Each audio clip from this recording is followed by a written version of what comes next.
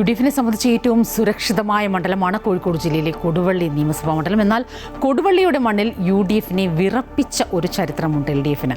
2006-ലും 2016-ലും ഉണ്ടായ അട്ടിമറി വിജയം പ്രതീക്ഷിച്ചാണ് LDF 2026-ൽ ഇവിടെ പോരിനിറങ്ങുന്നത്. MM രാഗേഷ് തയ്യാറാക്കിയ റിപ്പോർട്ടിലേക്ക്. സ്വർണ്ണ വ്യാപാരത്തിലൂടെ പേരുകേട്ട കൊടുവള്ളി രാഷ്ട്രീയമായി ശ്രദ്ധേയമായ മത്സരം നടക്കുന്ന മണ്ഡലം എന്ന രീതിയിലാണ് അറിയപ്പെടുന്നത്.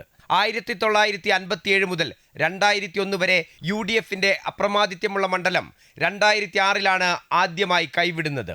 മുസ്ലിം ലീഗിൽ നിന്നെത്തിയ PTA റഹീമിനെ സ്വതന്ത്രനായി മുന്നിൽ നിർത്തി LDF നടത്തിയ തന്ത്രപരമായ നീക്കത്തിൽ UDFിന് കാലിടറി. 7500-ലധികം വോട്ടുകൾക്കാണ് K മുരളീധരനെ PTA റഹീം അടിയറവ് പറയിപ്പിച്ചത്.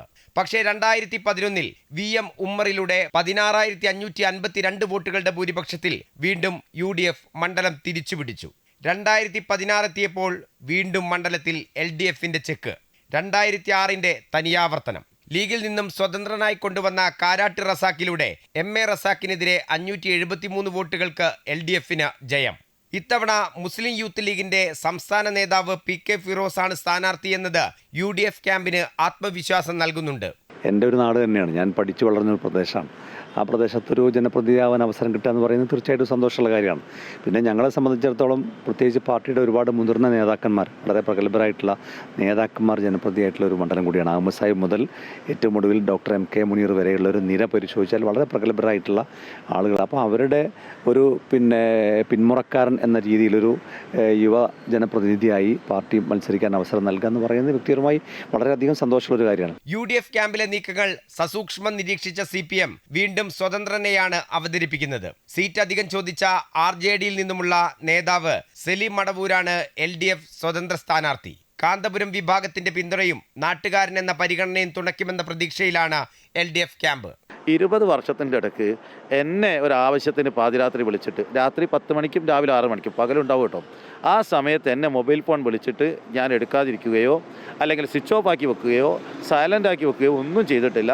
എല്ലാ കോളും എടുത്തിട്ടുണ്ട്, ഞാൻ ഇടപെട്ടിട്ടുണ്ട്, പോകേണ്ടത് പോയിട്ടുണ്ട്, വിളിക്കേണ്ടത് വിളിച്ചിട്ടുണ്ട്, സഹായം എത്തിക്കേണ്ടത് എത്തിച്ചിട്ടുണ്ട്. അത് ഏതെങ്കിലും ഒരാളുടെ കോൾ മിസ്ഡ് കോൾ ആയി പോയി അല്ലെ ഞാൻ എടുക്കാതിരുന്ന ഒരാളുണ്ടെങ്കിൽ അത് പറയട്ടെ. അപ്പോൾ ഞാൻ പൂർണ്ണമായും ജനങ്ങളെ സേവിക്കാൻ സന്നദ്ധനാണ്. എൻ്റെ ആരോഗ്യമുള്ളിടത്തോളം കാലം ഞാൻ ജനങ്ങളുടെ കൂടെ ഉണ്ടാവും, അവരുടെ കൂടെ ഞാൻ പ്രവർത്തിക്കും. 2006-ലും 2016-ലും മുസ്ലിം ലീഗിൽ നിന്നുള്ള വിമതരെ മുന്നിൽ നിർത്തിയാണ് UDFിനെ LDF തോൽപ്പിച്ചത്. കഴിഞ്ഞ തിരഞ്ഞെടുപ്പിൽ സിറ്റിംഗ് MLA കാരാട്ട് റസാക്കിനെ 6344 വോട്ടുകളുടെ ഭൂരിപക്ഷത്തിലാണ് MK മുനീർ പരാജയപ്പെടുത്തിയത്. തദ്ദേശ തിരഞ്ഞെടുപ്പിലെ മികച്ച പ്രകടനവും UDFിന്റെ ആത്മവിശ്വാസം വർദ്ധിപ്പിക്കുന്നുണ്ട്. 2006-ലും 2016-ലും LDF, 2026-ൽ കൊടുവള്ളി ആരെ പിന്തുണയ്ക്കുമെന്ന് കാത്തിരുന്ന് കാണാം. MM Ragesh, Amrita news, Kozhikode.